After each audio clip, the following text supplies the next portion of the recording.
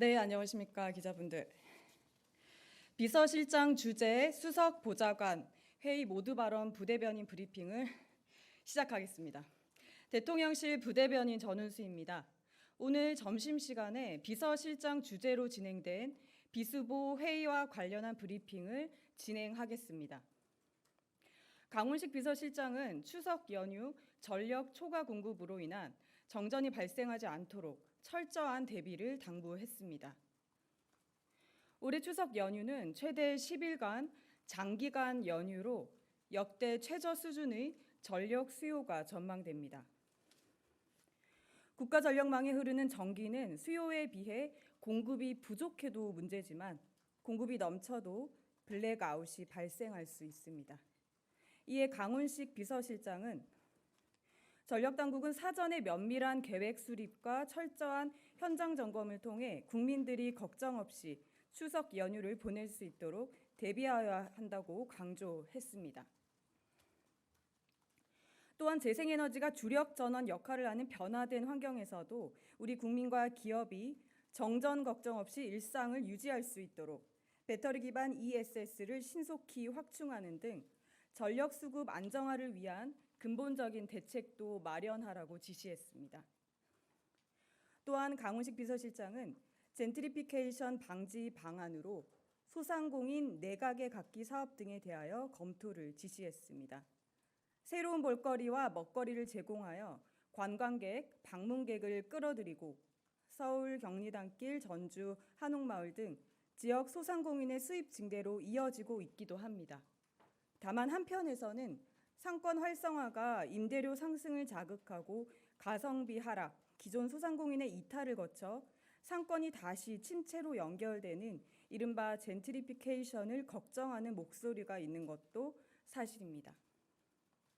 강훈식 비서실장은 그간 정부가 상가 임대차 보호법 제정을 통해 10년간 계약갱신을 보장하고 임대료 인상을 제한하는 한편 임차인들의 점포 매입 지원을 위한 융자 사업, 공공부문이 직접 상가를 조성하여 염가에 제공하는 사업도 시행했지만 기대했던 만큼의 실효성을 나타내지 못하고 있다고 우려를 표했습니다. 이에 중소벤처기업부 등 소관부처에서는 도심상권 재생사업, 관광 활성화 사업 등이 젠트리피케이션으로 이어져 성실하게 일하는 소상공인이 삶의 터전에서 밀려나는 아픔을 겪지 않도록 소상공인 내각의 소유 지원 방안도 함께 검토할 것을 지시했습니다. 마지막으로 서신 민원 등 오프라인 민원 진행 상황 안내 체계 개선을 지시했습니다. 국민신문고에 접수되는 서신 방문 등 오프라인 민원은 연간 약 13만 건에 달할 정도로 빈번하게 접수되고 있지만 문자나 이메일로 진행 상황을 민원인에게 자동으로 안내하는 체계가 마련되어 있지 않습니다.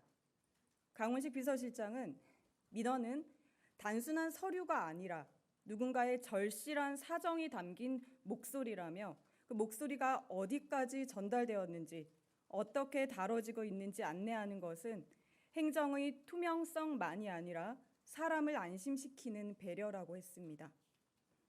이에 국민권익위원회는 행정안전부와 협의하여 민원인이 오프라인 민원 접수 시에도 온라인 민원과 동일하게 문자나 이메일을 통해 진행 단계별로 안내를 받을 수 있도록 민원 처리 기준과 담당자 업무 지침 등을 조속히 개정하고 각 부처와 지자체에도 지침이 전파될 수 있도록 지시했습니다.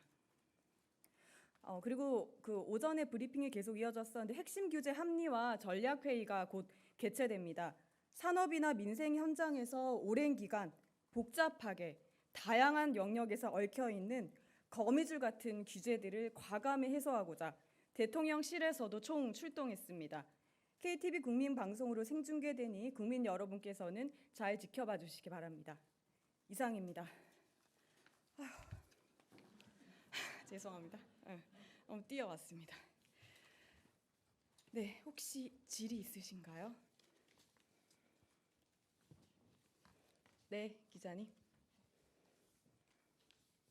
네, 저 연합뉴스TV의 장윤입니다. 네. 수보회의 점심때 진행되는데 대략 얼마나 시간이 진행되는지 좀 궁금합니다. 네, 맞습니다. 점심 시간에 이제 원래 11시 반 예정되었다가 다시 또 이제 그 회의로 인해서 좀 지연되면서 12시에 시작해서 출발 시간 때문에 1시간 정도 진행이 되었습니다. 네. 그래서 여기 대통령실 총출동 2시 반에 시작되는 이 회의에 총출동하기 위해서 이 비수보 회의를 좀 당겨서 진행했습니다. 좀 잘 지켜봐 주셨으면 좋겠습니다. 고맙습니다. 네, 기자님. 네, 부대변인님 MBC 홍신영입니다.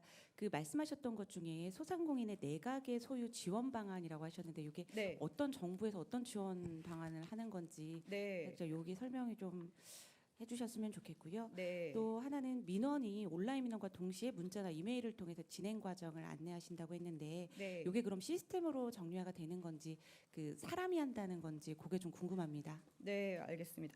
첫 번째 질의에 대해서 이게 아마 이제 그 점포 매입하고 상권 육성하는 그런 연계 방안인데 조금 새롭게 생각해 보자는 그런 정책의 시도인 것 같습니다. 구체적으로는 사실은 더 논의가 되어야 되는데 일단 오늘 좀 논의된 것을 보면 어쨌든 뭐 목표 상권을 만들고 그리고 뭐 사업 구조를 어떻게 할 것인지 그리고 정부 지자체가 뭐 공공과 민간이 뭐 공동 출자하는 방안 그리고 점포를 매입할 때 예전인 전부 다 매입해서 상가를 만든 후에 염가에 매도했다면 그게 아니라 이제 일부를 매입하는 거죠. 그러면 저절로 좀 상권이 만들어질 수 있는 그런 분위기를 형성하는 부분. 그다음에 뭐 상권을 운영할 때 이제 또 상권을 또 정부가 항상 잘 운영하는 건 아니지 않습니까? 그럼 상가를 잘 운영할 수 있는 다른 분들을 둔다든지 그런 역할을 나누고요. 그리고 수익 그 배분을 할 때도 민간 투자에게 투자자한테 우선 분배하고 어떤 이상 올라가면 공공에 또 분배를 할 수 있는 그런데 이거 아주 기초적인 단계로 논의가 된 것이고 구체적으로는 이러한 방안들 통해서 사실은 쉽지 않은 부분이잖아요. 근데 여기서 연계해야 될 부분이 이제 지자체에서도 항상 각 지역의 상권을 살리고자 하는 그런 좀 수요들이 참 많거든요. 그것과 합쳐서 정부, 지자체, 민간 이렇게 함께해서 상권 살리기를 해보자라는 내용이었습니다. 그래서 오늘은 굉장히 기초적인 논의의 시작 단계라고 볼 수 있고 한번 좀 논의를 거쳐서 검토를 해보자라고 하셨습니다. 그리고 두 번째 내용에 대해서는 우리가 온라인으로 접수를 하면 이제 정부24도 마찬가지고 카톡으로 막 날라오기도 하는데 오프라인으로 접수할 때는 깜깜무소식일 경우가 많잖아요. 그러니까 비서실장께서 회의 때 직접 말씀하셨어요.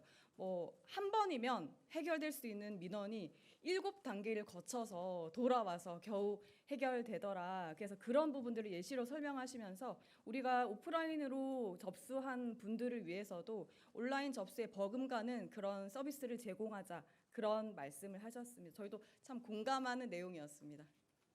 그래서 이게 자동적으로 어떤 시스템을 마련할지는 이것 역시 봐야 되겠지만 아마도 당연히 그 이제 접수 시스템에 자동으로 들어가게 되면 자동으로 답변해 줄 수 있는 그런 부분들을 만들지 않을까 싶습니다. 아직도 숨이 차네요. 네, 기자님.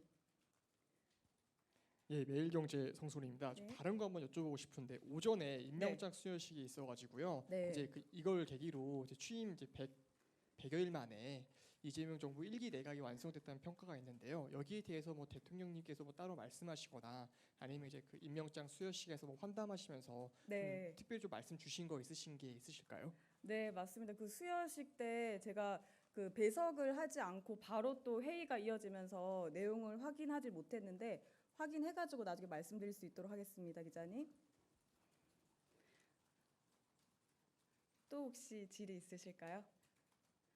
네. 그러면 이제 영상을 조금 정리하고 이게 백백불로 진행하던지 하도록 하겠습니다. 오늘 오후도 많이 빠듯한데 이제 2시 한 9분 정도 남았는데 잠시 진행을 하도록 하겠습니다. 고맙습니다.